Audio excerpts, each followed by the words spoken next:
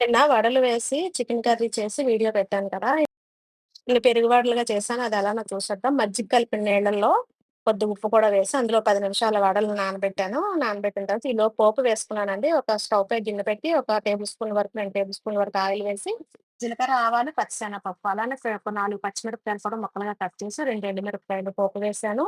కొద్దిగా ఇంగువ కూడా వేసి వేగిన తర్వాత కొత్తిమీర, పచ్చిమిర్చి, చిన్న అల్లం ముక్క వేసి పేస్ట్‌లా చేశానండి.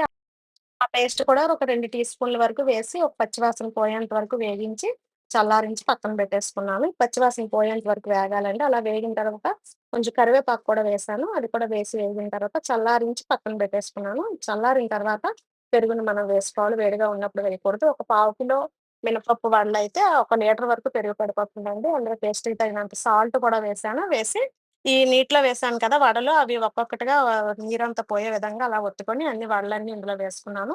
అప్పుడు గిన్నె కొంచెం పట్టలేదనమాట. పెద్ద గిన్నెలోకి మార్చుకున్నాను మళ్ళీ. ఈ వడలన్నీ ఒక 2, 3 అవర్స్ అయినా నానిన తర్వాత మనం తింటే చాలా బావుంటాయండి.